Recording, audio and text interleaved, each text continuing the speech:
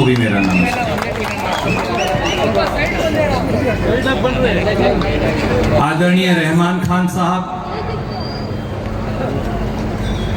मेरे भाई और साथी, कर्नाटक सरकार में मंत्री जमीर अहमद जी, आज की इस जंग के हीरो वो नौजवान जो अपने मन में, अपनी रगों में केवल बेंगलोर सेंट्रल नहीं, पूरे देश में डेमोक्रेसी की हिफाजत का जज्बा लिए, संविधान की हिफाजत का जज्बा लिए, आपका बेटा मंसूर अली खान जो हमारे उम्मीदवार भी, एआईसीसी सेक्रेटरी अभिषेक दत्त जी, सलीम अहमद जी, वो नौजवान जो मेरे छोटे भाई भी हैं, दोस्त भी हैं, आपके अजीज भी हैं और आपके नुमाइंदे भी हैं, रिजवान अरशद साहब, एन.ए. हैरिस जी, अब्दुल जब्बार साहब, नागार्जुन यादव जी, सूरज हेगड़े जी, नजीर साहब, सुधेंद्रा जी, हमारे भतीजे मोहम्मद नलपाड़ जी, कृष्णप्पा साहब, सईद साहब, नायडू जी, मंच पर विराजमान और मेरे सामने बैठे सब बुजुर्गों, नौजवान साथियों, भाइयों, माताओं, बहनों, हिंदुस्तान का ये चुनाव केवल बीजेपी और कांग्रेस के बीच का चुनाव नहीं, हिंदुस्तान का ये चुनाव दो राजनीतिक दलों के बीच का चुनाव भी नहीं, हिंदुस्तान का ये चुनाव केवल दिल्ली की सरकार बनाने का चुनाव भी नहीं, हिंदुस्तान का चुनाव केवल नई हुकूमत चुनने का चुनाव भी नहीं। तो आप कहेंगे भैया फिर ये क्या है? ये चुनाव है इस देश के संविधान को बचाने का, ये चुनाव है चांदनी चौक जैसी गंगा जमुनी तहजीब की इस धरती को आगे बढ़ाने का, ये चुनाव है इंसानियत को जिंदा रखने का, ये चुनाव है मेरे, आपके और हमारी अगली पीढ़ियों की बेहतरीन जिंदगी के निर्माण का। दोस्तों, साथियों, बुजुर्गों, 75 वर्ष में पहली बार एक ऐसी सरकार दिल्ली की सत्ता पर बैठी है जिसने हिंदुस्तान के लोगों पर हमला बोल रखा। 75 साल में पहली बार एक ऐसी सरकार दिल्ली की सत्ता पर काबिज है जिसने हिंदुस्तान के संविधान को मिटाने की साजिश रच रखी है। क्या ये सही नहीं कि कर्नाटक में हेगड़े जी ये कहते हैं कि हम संविधान को खत्म कर देंगे? बीजेपी के एक और नेता उत्तर प्रदेश में अरुण गोविल और लल्लू जी कहते हैं कि हम हिंदुस्तान के संविधान को खत्म कर देंगे। बीजेपी की और एक और नेत्री राजस्थान में ज्योति मिर्धा खुलेआम ये बयान देती है कि हम हिंदुस्तान के संविधान को खत्म कर देंगे। मोदी जी, हिंदुस्तान का संविधान तब तक खत्म नहीं हो सकता जब तक हमारी रगों में एक भी खून का कतरा बचा हुआ। ये गलत फहमी मत रखिएगा। ये संविधान बाबा साहब अम्बेडकर, पंडित जवाहरलाल नेहरू, सरदार वल्लभ भाई पटेल, मौलाना अबुल कलाम आजाद, डॉक्टर राजेंद्र प्रसाद और करोड़ों करोड़ों हिंदुस्तानियों ने जेलें काटकर, फांसी के फंदे चूमकर, फिरंगियों से लड़ाई लड़कर हिंदुस्तान के लोगों को अधिकार देने के लिए बनाया था। ये एक जिंदा चीज है और इस जिंदा चीज का कोई कत्ल नहीं कर सकता। किसी के पास इतनी ताकत नहीं। दोस्तों, साथियों, ये वो लोग हैं जो 10 साल पहले जब सत्ता में आए तो क्या कहा करते थे? सबको 15-15 लाख जमा कराएंगे, युवाओं को 2 करोड़ नौकरियां देंगे, किसानों की आय 2022 तक दुगनी कर देंगे, 2022 तक 100 स्मार्ट सिटी बना देंगे, हर गरीब के घर पर एक छत दे देंगे और ना जाने क्या। सच्चाई ये है कि नरेंद्र मोदी और उनकी सरकार की वजह से आज राजनीतिक लोगों से इस देश के लोगों का विश्वास उठ गया। आज इस देश में 2 मॉडल हैं, एक है कांग्रेस पार्टी का गारंटी मॉडल, वो गारंटी मॉडल जो कर्नाटक में आपने लागू करके दिखाया, और एक है मोदी जी का चोम्बू मॉडल। ये मोदी जी का मॉडल, एक है मोदी जी का चोम्बू मॉडल। फैसला आपको करना है। याद करिए, कर्नाटक की विधानसभा की चुनाव से पहले जब सिद्धारमैया जी, डीके शिव कुमार जी, राहुल गांधी जी, सोनिया गांधी जी, मल्लिकार्जुन खड़गे जी और हम सब 5 गारंटी लेकर आए थे, तो ये लोग हमारा मजाक उड़ाया करते थे। ये लोग कर्नाटक का मजाक उड़ाया करते थे। नरेंद्र मोदी जी आए और बोले कभी ये गारंटी लागू नहीं हो सकती। आज मैं हिंदुस्तान का एक नौजवान देश के प्रधानमंत्री से सवाल करता हूं, चांदनी चौक पर खड़ा होकर, अगर कांग्रेस गारंटी लागू नहीं कर सकती थी मोदी जी, तो अब हमारा गारंटी का शब्द क्यों चुरा रखा है? अब हमारा गारंटी का शब्द चोरी करने की नौबत क्यों आ गई? कांग्रेस ने जो कहा वो कर्नाटक में करके दिखाया।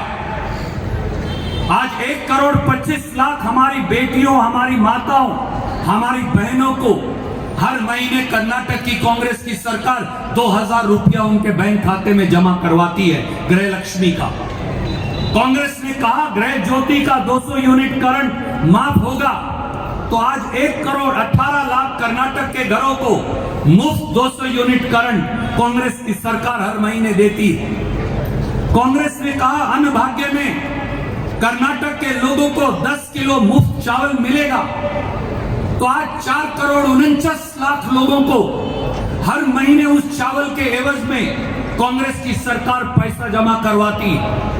कांग्रेस ने अगर गारंटी दी, शक्ति की कि हमारी बेटियों, महिलाओं, माताओं, उनका कहीं से कहीं जाए, बस के अंदर फ्री ट्रेवल होगा, फ्री बस ट्रेवल कर सकेगी, तो 35 लाख कर्नाटक की महिलाएं हर रोज रोडवेज की बसों में फ्री ट्रेवल करती। कल शाम तक पिछले 10 महीने में 195 करोड़ फ्री बस ट्रिप्स हो चुकी। ये कांग्रेस ने करके दिखाया।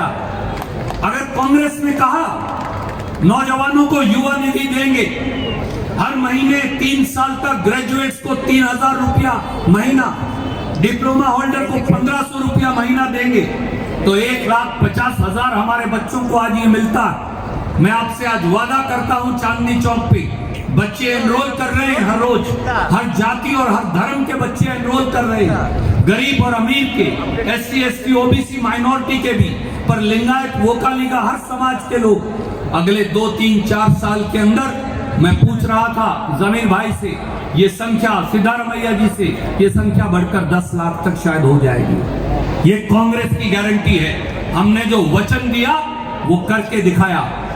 इसके बाद हमने बैठकर चर्चा की, राहुल गांधी जी ने, खड़गे जी ने, सोनिया गांधी जी ने, चिदम्बरम जी ने, हम सब ने, और हम अब देश में कांग्रेस की 5 गारंटी लेकर आए, जिनकी चर्चा आज इस मंच से मैं करना चाहूंगा।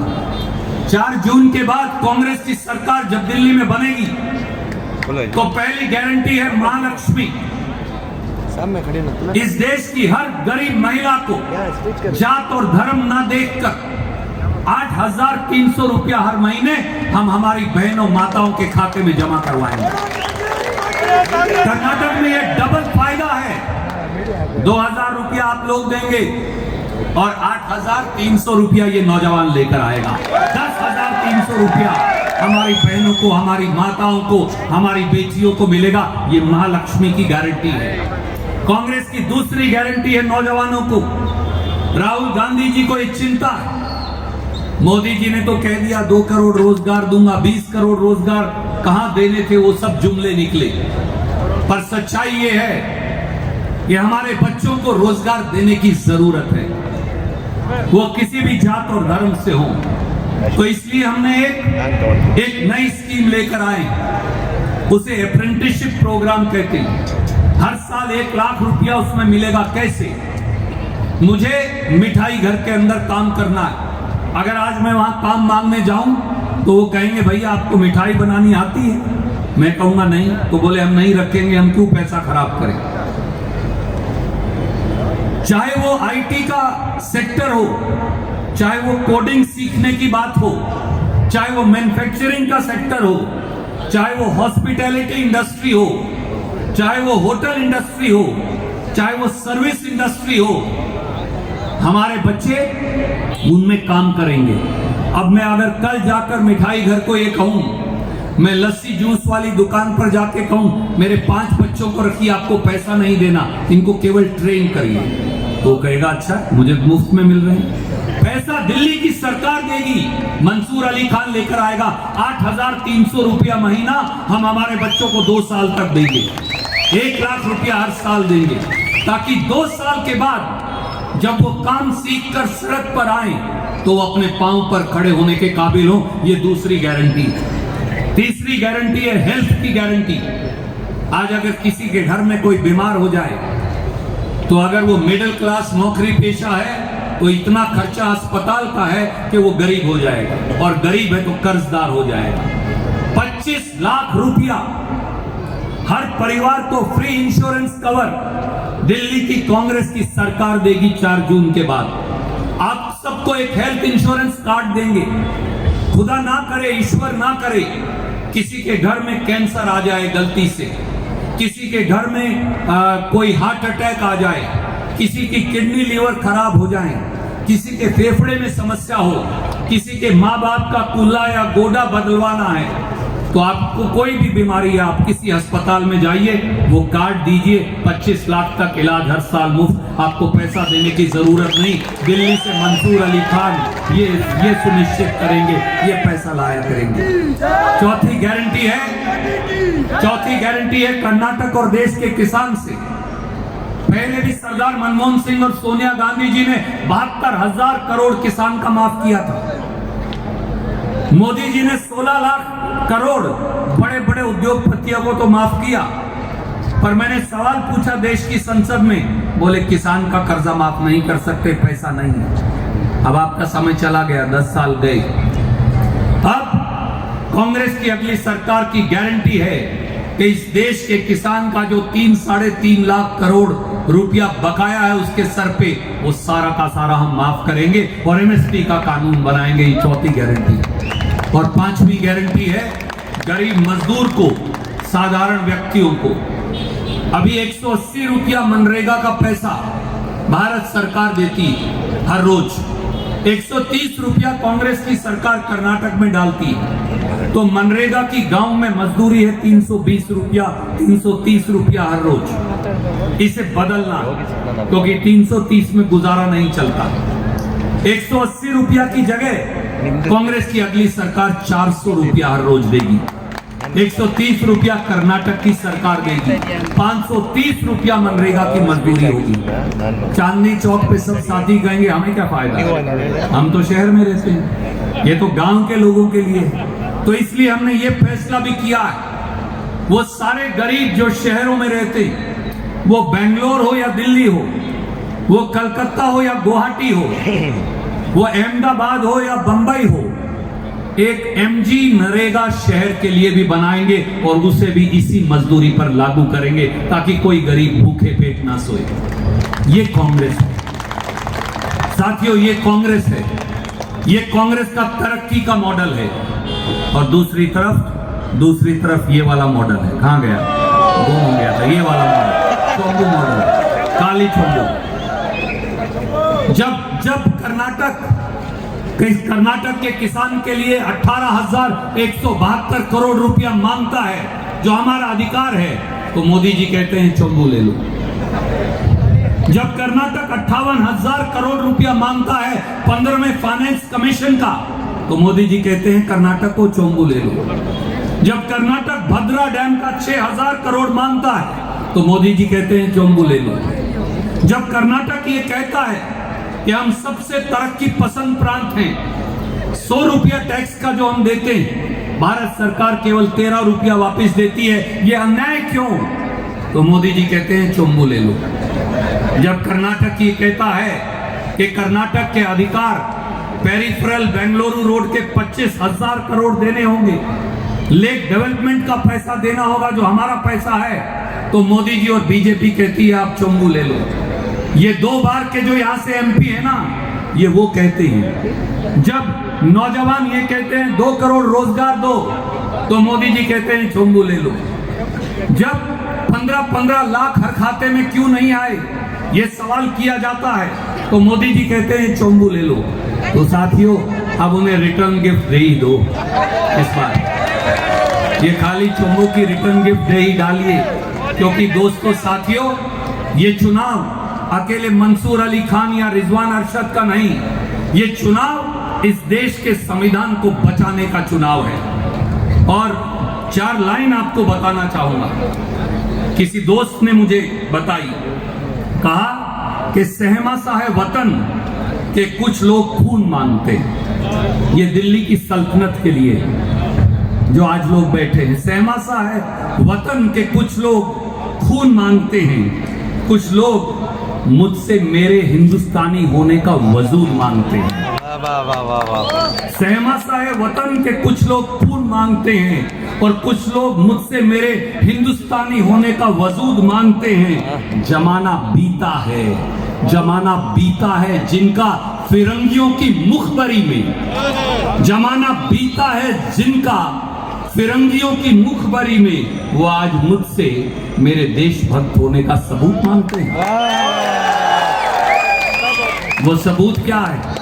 वो सबूत है वोट की चोट। एक एक वोट जो आप कांग्रेस और मंसूर अली खान को देंगे, वो एक मजबूत भारत का निर्माण करेगा। राहुल गांधी जी, खड़गे जी के, सिद्धारमैया जी और डीके शिव कुमार जी के नेतृत्व में। इसलिए मंदिर, मस्जिद और हमारी जो चर्च है, उसके इस बेहतरीन गंगा जमनी तहजीब के चांदनी चौक में आइए एक संकल्प ले लें कि अब की बार मंसूर अली खान संसद के अंदर बिठा के उनको रहेंगे। बहुत बहुत शुक्रिया। जय हिंद, धन्यवाद।